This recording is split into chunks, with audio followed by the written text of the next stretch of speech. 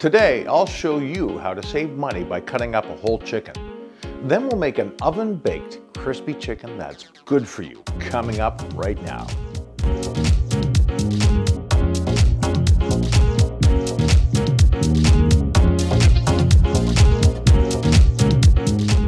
I'm your family's personal chef, Mike Moses. If you like this video, please don't forget to click the thumbs up icon, and if you like more of these, please subscribe. I post new recipes every Sunday. Buying chickens whole will save you a lot of money. And with a sharp knife and an easy technique, you can break it down to 6 pieces that will feed your whole family for a few meals. To break a chicken down, make sure you have a clean cutting board and a sharp knife. This is important. First, you'll want to remove the legs. Open up the chicken and cut the skin between the leg and the breast. You just want to see what is going on under the skin. Pull the leg back and then pop out the joint. Then with your knife very close to the carcass, away from your fingers, cut all around to remove the leg and thigh.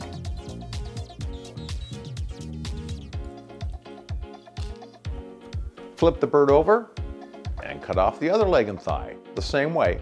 Just reverse. For the wings, pull one back and feel where the joint is next to the carcass. Keep pulling, then slice through the joint.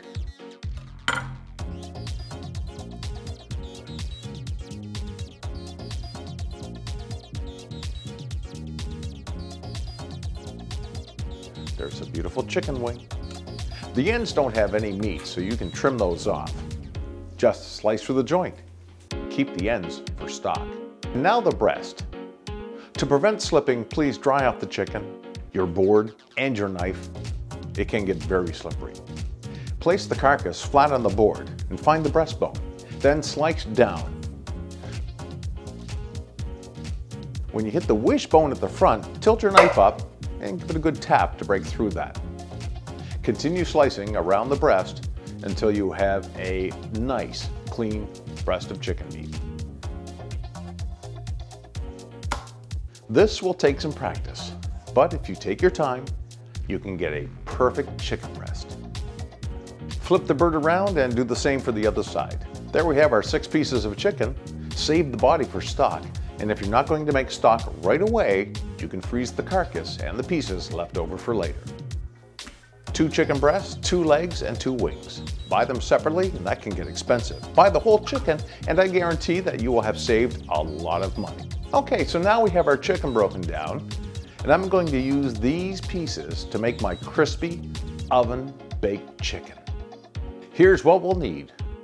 1 egg, 3 tablespoons of cider vinegar, 1½ tablespoons of Worcestershire sauce, 2 tablespoons of Firehall hot sauce, mild, 1½ teaspoons of onion powder, 1/2 teaspoon of garlic powder, 1/2 teaspoon of ground cumin, 1 3 to 4 pound chicken, broken down, cut up, ready to rock and roll, 2 tablespoons of butter, 1½ cups of panko breadcrumbs. We're also going to make some fondant potatoes, so we'll need 3 russet potatoes, a tablespoon of butter, some fresh thyme, salt and pepper to taste.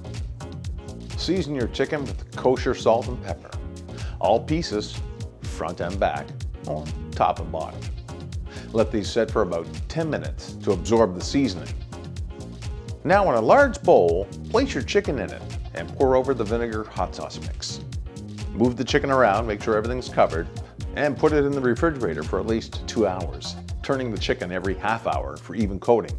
You can also put it in the refrigerator overnight. Now that the chicken has marinated for at least 2 hours, preheat your oven to 400 degrees. Take a large, shallow baking dish, add the butter to it, and melt the butter in the oven. While we're waiting for the butter to melt in the oven, we'll take our panko breadcrumbs and we'll season them up.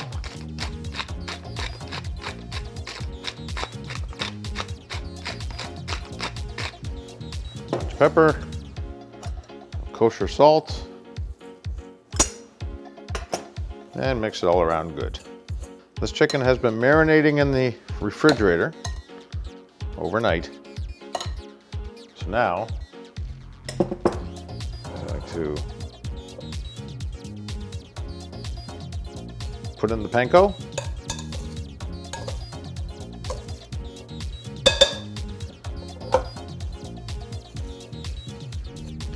Cover the entire chicken with the panko and place it in the pan.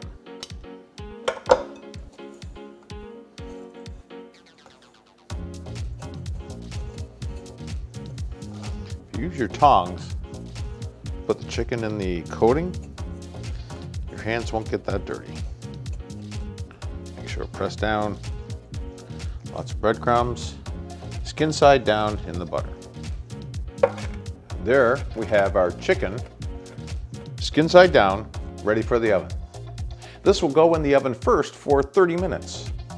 And then after 30 minutes are up, we'll turn the chicken pieces over and cook for another 25 to 30 minutes until cooked through at an internal temperature of about 165.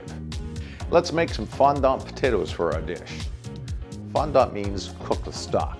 Now these restaurant style potatoes are packed with flavor and a nice color. Cut the skin off all the way around.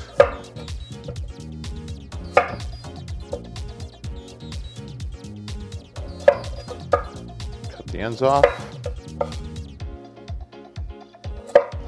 And then we can start our trimming. We want to use a hearty potato, like a russet, so it doesn't break down. So you do 4 corners.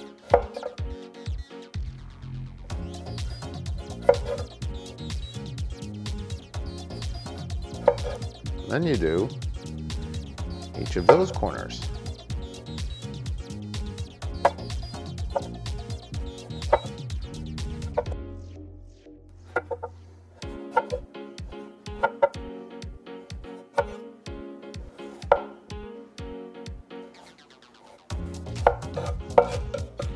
And then we'll cut this one in half because we want them about 2 inches. 1, 2. Then put in some water to soak for about 5 minutes. This removes the outer starch. In an oven-safe frying pan, bring it up to temperature, about 200 degrees Celsius or 375 Fahrenheit, and add some grapeseed oil to the pan, about a tablespoon. Add your potatoes to the hot oil and let caramelize for about 4 minutes. This will be our presentation side.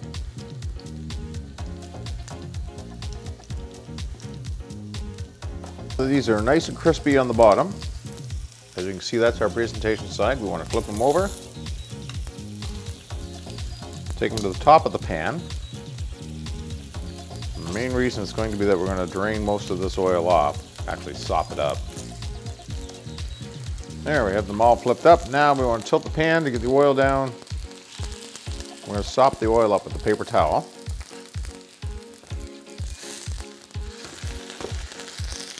As carefully as possible. Put it in your bin. Add your butter. A couple of sprigs of thyme.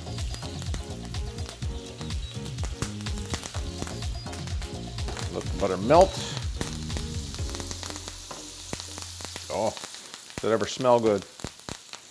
Reduce your heat. So now, you just want enough chicken stock. Basically, coat the bottom. Place the potatoes in the oven with your chicken for at least 30 minutes.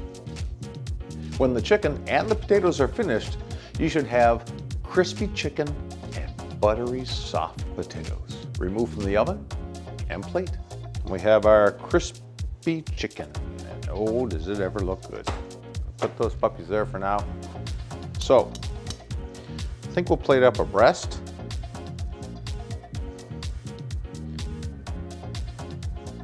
Oh, look at that, nice and crispy. Remember, it's very hot.